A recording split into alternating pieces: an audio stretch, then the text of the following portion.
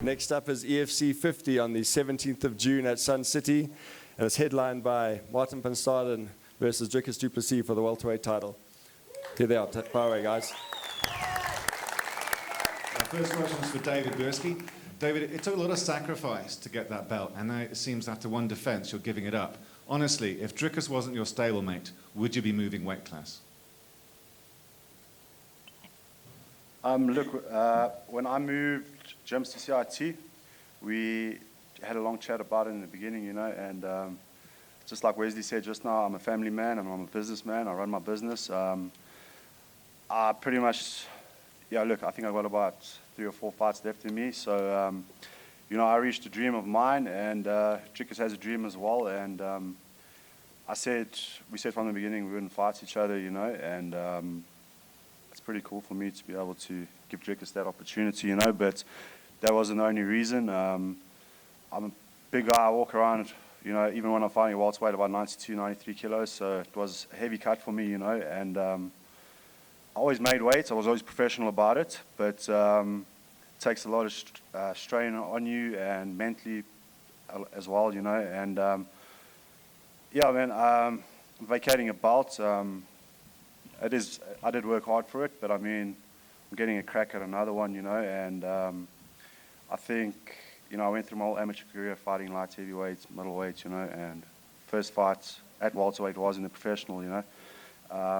But I think I can hang with the middleweights, and yeah, like Yannick said, you've got to be confident in yourself, and I think I'm the best middleweight now.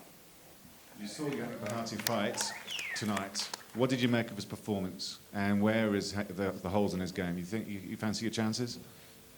Yeah, look, of course I fancy my chances. I believe in myself 100% all the time. I put my whole heart into it, you know, every time I train for a fight. And yeah, Yannick he's got an impressive top game.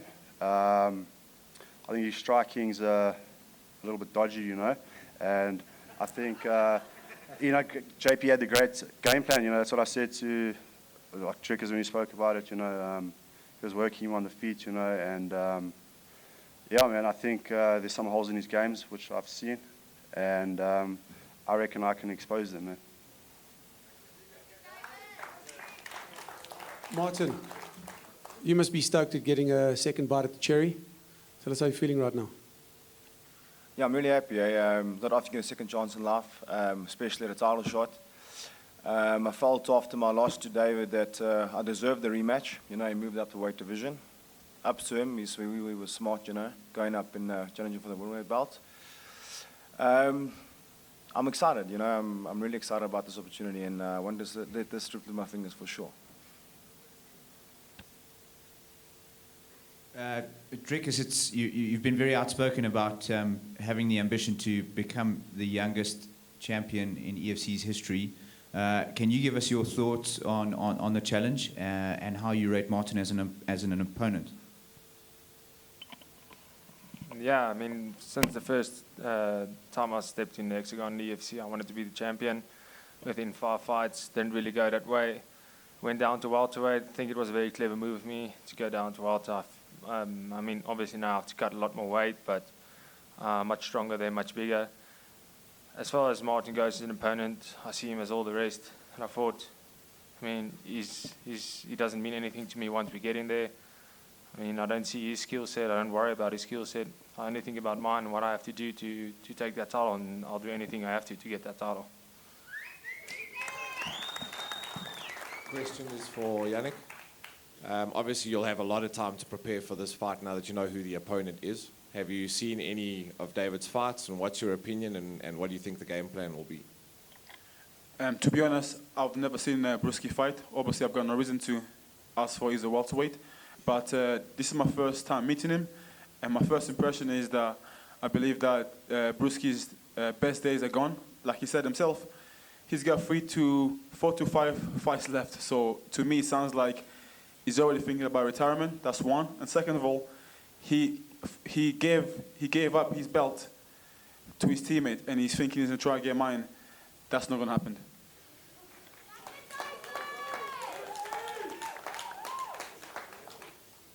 It's another exciting CRT versus FFM event.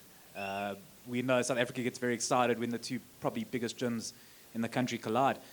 Martin and Dricus, from both of you, your opinions, you've both lost in a title fight.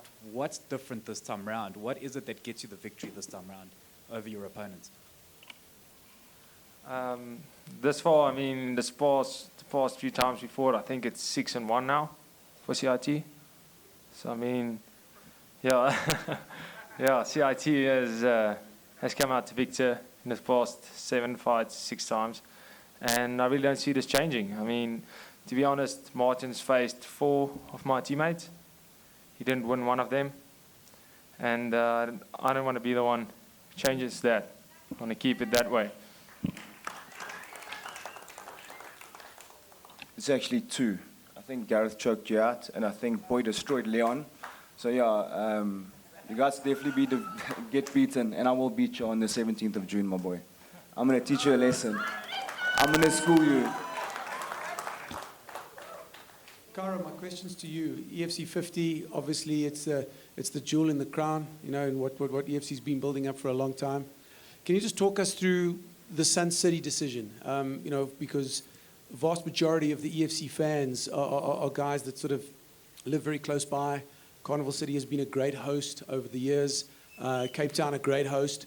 Sun City poses a couple of traveling challenges for the average EFC fan and supporter. Can you talk us through that? Yeah, obviously Sun City is a bit further out for the people in this area, but there's a lot of people that do live out that side as well. Been following EFC on television, watching it, and now they get a chance to go to a live event, which is fantastic. Sun City is the ultimate destination in South Africa, is where all the big fights have been in the past, and certainly we're looking forward to going there. And it's a public holiday on the Thursday, so you know, take 1 day off work on the Friday, and you've got a long weekend. So I think we're not going to be struggling to get the fans coming out there. We're looking forward to it. This question for Dricus. I see you and Martin staring across Cairo's chest there, giving him such an evil eye. You obviously don't react that well, but surely it's quite a privilege to be headlining the landmark EFC 50 event. Tell me about your emotions about being on the main card of that fight. Yeah, I actually thought about it on the way here. It really means a lot to me to be, and I mean, the 50th event's obviously a big event. I was the main event on EFC 40 as well. That was also a big event. And now at EFC 50, I mean, I must do something right when I'm fighting. And yeah, I mean, it's a big honor for me, and I thank EFC for giving me the opportunity. Got a question for Dave. Dave, you were obviously signed to take the middleweight fight before the fight between Yannick and JP happened tonight. If you had a choice before the fight of either opponent, who would you have picked and why? Look, I did think about that, but I believe at some stage I would have faced both of them. You know, I've never ever picked my fights. I think if you can ask Graham, you know, he's always phoned me and I've said yes to every fight he's given me. You know, I don't pick my opponents. So, look, yeah, obviously both of them have got their strengths and weaknesses. You know, so I wasn't ready to face who I fought tonight, or I mean, who I will face. You know, so no big deal for me really. Yeah. My question's for Martin. Martin, there were a lot of people that thought you actually won the last time you fought for the belt. A lot of it was split between, you know, who went one side and who went the other. Congratulations on main eventing. Is there anything in Dricus's game that concerns you? Is there any game plan that you're looking to go in with? Dricus is a good athlete. He's young, he's hungry. But when he step in there, I'm looking to finish him. Won't go to decision. I'm going to look to finish him. From the word go, I'm going to try and knock him out, try to submit him. Wherever the fight goes, he's going to have his hands full. I'll ask a question to Dricus. Martin's got great stand-up. He's got a great ground game. How are you going to beat him? Where do you foresee taking the belt? I mean, I fought guys with good stand-up. I fought guys with good ground games. I don't see my stand-up or ground game being less good than anybody that I have to face. I'm not scared of his stand-up. I'm not scared of his ground game. And I mean, saying I'm going to keep it standing, saying I'm going to take the ground, that's not very smart to say. I mean, I'll fight the fight where I'm feeling comfortable on the night. I'm preparing every single day. I'm preparing for stand-up. I'm preparing for the clinch. I'm preparing for the ground. And wherever I feel most comfortable, I'll most probably take the fight. And yeah, I mean, I'm ready for anything, and he throws at me.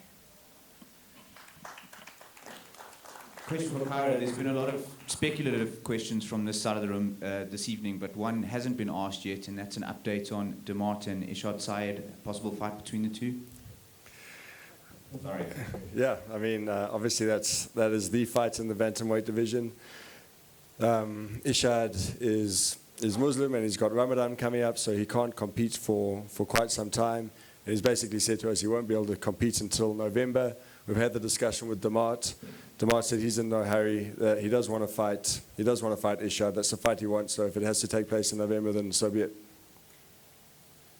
Caro, the Ishad Demart question's been asked, but I think there's another question that hasn't been asked for a while. Chef, when do we see Norman Vessels again? He's been out for a heck of a long time. What's the plans? Yeah, Chef came and spoke to us. He said he wants to take some time off to be with his daughter. Obviously, you know, he's a single parent, and we've got to respect that, and he's got to do what's best for him. So he's taking a bit of time off and just focusing on his personal life. But he said it will be back. I think he said later in this year or early next year. So when he does come back, obviously that'll light up that division, and we'll see what happens from there. Thank you all for joining us. Good night, and we'll see you all in Sun City for EFC 50. Thank you. This is the Extreme Fighting Championships Mega 50th event. EFC 50, live from the ultimate destination, Sun City.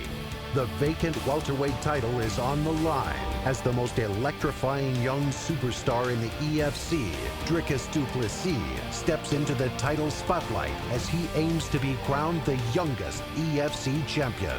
But an MMA icon is determined to block the young star's path to glory as Martin the Punisher van Staden, a man seeking retribution, plans on smashing his way to victory and claiming EFC gold for himself.